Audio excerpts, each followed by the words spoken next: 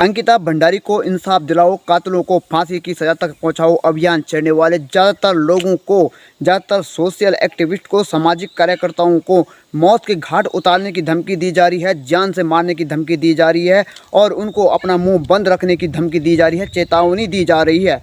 क्या यह राजतंत्र चल रहा है? क्या यह राजशाही चल रही है? क्या देश गुलाम है? क्या जनता बेवकूफ़ है? क्या जनता में कोई बुद्धिमान नहीं है? क्या जनता पावरफुल नहीं है? जनता को पैरों तले कुचलने की धमकी दी जा रही है। नमस्कार प्रणाम मेरे सभी हिंदुस्तानी भाई और बहनों को, नमस्कार प्रणाम मेरे सभी उत्तराखंड देवभूमि के भाई और बहनों को। और एक बार मैं फिर से अंकिता भंडारी को इंसाफ दिलाओ, कातिलों को फांसी की सजा तक पहुँचाओ अभियान पर आप सभी के सामने प्रस्तुत हुआ हूँ। और जैसे कि आप सभी जानते हैं कि हमारे देवभूमि के अंदर, हमारे उत्तराखंड के अंदर, हमारे देश के अंदर बहुत सारी चीज़ों की पोल खुलकर रह गई है। जैसे कि SIT की पोल खुल गई है, पुलिस की पोल खुल गई है, शासन प्रशासन की पोल खुल चुकी है, मंत्री, विधायक, चीफ मिनिस्टर सब लोगों की पोल खुलकर रह गई है। और यहाँ तक कि VIP कल्चर की पोल खुल चुकी है और जनता और पब्लिक को गुलाम बनाने की जो इन लोगों की साजिश है, इसकी पोल खुल चुकी है। वैसे तो अपने आप को बड़े लोग कहलाने वाले इन बेशरम लोगों ने, इन नीच लोगों ने न जाने ही कितनी अंकिता भंडारी और कितने ही केदार भंडारियों को अपने जुर्म की दुनिया में तबाह करके रख दिया है। लेकिन जब आज इनकी पोल जनता के सामने खुल ही गई है तो इनको इनकी औकात दिखानी ज़रूरी है, इनको नेस्तनाबूद करना ज़रूरी है। वैसे तो अपने आप को बड़े लोग कहलाने वाले इन बेशरम लोगों ने, इन नीच लोगों ने न जाने कितनी ही अंकिता भंडारी और कितने ही केदार भंडारी को अपनी जुर्म की दुनिया में तबाह करके रख दिया हो। लेकिन जब आज जनता के सामने इनकी काली सच्चाई आ ही गई है, इनकी काली सच्चाई की पोल खुल ही गई है, तो इनको इनकी औकात दिखानी बहुत ज़रूरी है, इनको नेस्तनाबूद करना बहुत ज़रूरी है। इनको यह बताना बहुत ज़रूरी है कि जनता इनकी सेवक नहीं बल्कि जनता इनकी बॉस है। ये जनता के नौकर हैं, ये जनता के सेवक हैं। जनता ने इनके पास हिसाब किताब क्या दे दिया, जनता के हिसाब किताब में गड़बड़ी करने के बाद ये अपने आप को बादशाह समझने लगे हैं। तो इनको ज़मीन पर लाना बहुत ज़रूरी है, जनता के कदमों में लाना बहुत ज़रूरी है। अंकिता भंडारी को इंसाफ दिलाओ, कातिलों को फांसी की सजा तक पहुँचाओ अभियान छेड़ने वाले ज़्यादातर सामाजिक कार्यकर्ताओं और मीडिया वालों को धमकी भरे मैसेज आ रहे हैं, धमकी भरी चेतावनियाँ आ रही हैं कि वे लोग अपराधियों के बारे में ज़्यादा ना बोलें, अपराधियों को फांसी की सजा तक पहुंचाने की कोशिश ना करें, अंकिता को इंसाफ दिलाने की कोशिश ना करें। वे लोग अपना मुंह बंद रखें, वरना उनका भी वही हाल होगा जो अंकिता का हुआ है। बात करते हैं उनकी जिनके खिलाफ धमकी भरे मैसेज आई हैं, धमकी भरी चेतावनियाँ आई हैं, जिनको मुंह बंद रखने की चेतावनी दी गई है, अंकिता को इंसाफ दिलाने की कोशिश ना करने की चेतावनी दी गई है, कातिलों को फांसी की सजा तक पहुंचाने की कोशिश ना करें ऐसी चेतावनी आई है। वे कोई और नहीं, सामाजिक कार्यकर्ता एडवोकेट आशुतोष नेगी जी हैं, जिनको जान से मारने की धमकी दी गई है, जिनको चुप बैठने की धमकी दी गई है।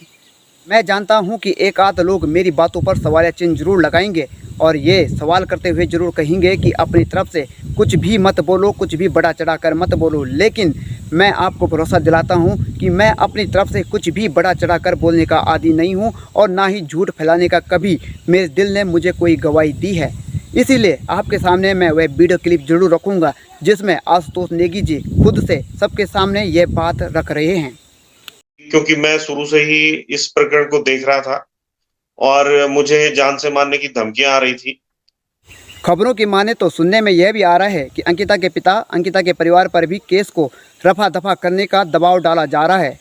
यही नहीं, कुछ दिन पहले एक यूट्यूबर की भी यही शिकायत आ रही थी कि उसको भी धमकी भरे मैसेज आ रहे हैं, धमकी भरे चेतावनियाँ आ रही हैं कि वह वीडियो न बनाए, पुलकित के खिलाफ वीडियो न बनाए, अंकिता को इंसाफ दिलाने की कोशिश ना करें, वरना उसके साथ भी वही अंजाम होगा जो अंकिता के साथ हुआ है।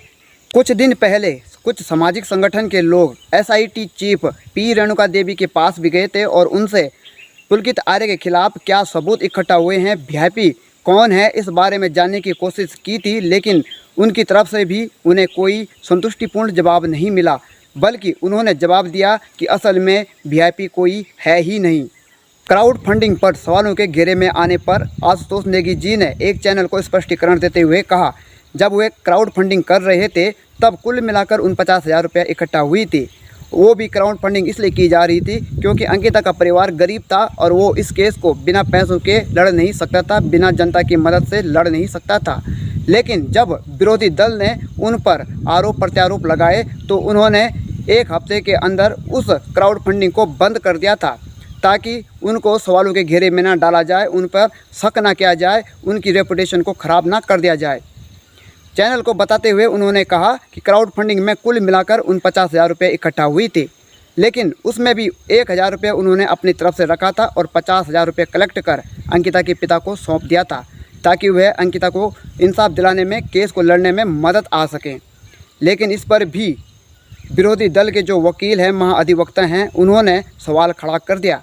लेकिन आशुतोष नेगी जी ने कहा कि क्राउड फंडिंग इस मामले में कोई मुद्दा नहीं है, इसका अलग केस बनता है। अगर इसका कोई केस बनता है तो वो अगले दिन अगली सुनवाई में इस पर जवाब देंगे। लेकिन अभी फ़िलहाल अंकिता को इंसाफ दिलाने का सवाल है, अंकिता के कातिलों को फांसी की सज़ा तक पहुँचाने का सवाल है, इस बात पर केस लड़ा जाए।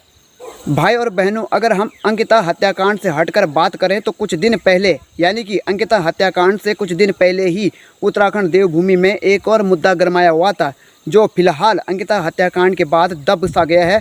लेकिन मैं आपको याद दिला दूं कि उत्तराखंड में UKSSC और UKPSC ने जो परीक्षाएं कराने वाली संस्थाएं हैं, इन्होंने ऐसी धांधली मचाई हुई थी, ऐसा भ्रष्टाचार मचाया हुआ था, जिससे गरीब परिवार और गरीब परिवार के बेरोजगार बच्चे खून के आंसू रो रहे थे। वो नहीं रहे थे बल्कि रो रहे हैं। गरीब परिवार के बेरोजगार बच्चे कड़ी मेहनत करते हैं, दिन रात एक करके परीक्षाओं की तैयारी करते हैं, और जब रिजल्ट आने का समय आता है तो पता चलता है कि भ्रष्ट कर्मचारियों के, भ्रष्ट नेताओं के बच्चे भ्रष्टाचार करके, धांधली करके इनकी पोस्टें छीन लेते हैं। इससे मेरी यही अपील है कि अंकिता भंडारी को इंसाफ दिलाने वाले सभी सामाजिक कार्यकर्ताओं, मीडिया वालों का साथ दें, उनका समर्थन करें और अंकिता भंडारी के कातिलों को फांसी की सज़ा तक पहुंचाने के लिए लगातार अपना सपोर्ट देते रहें। फिलहाल आज के ब्लॉग, आज की वीडियो में बस इतना ही। तो मिलते हैं जल्द ही आपको नई ब्लॉग, नई वीडियो में। तब तक के लिए अगर आपने चैनल को सब्सक्राइब नहीं किया है तो चैनल को सब्सक्राइब जरूर कर लीजिएगा, बेल आइकन घंटी को प्रेस कर ऑल पर क्लिक जरूर कर लीजिएगा। लाइक के साथ साथ कमेंट बॉक्स में अपनी राय जरूर लिखिएगा और वीडियो को ज़्यादा से ज़्यादा शेयर कर अंकिता भंडारी को इंसाफ दिलाने के लिए समर्थन देते रहेगा। तो मिलते हैं जल्दी आपको नई ब्लॉग में, नई वीडियो में। तब तक के लिए नमस्कार, तब तक के लिए धन्यवाद।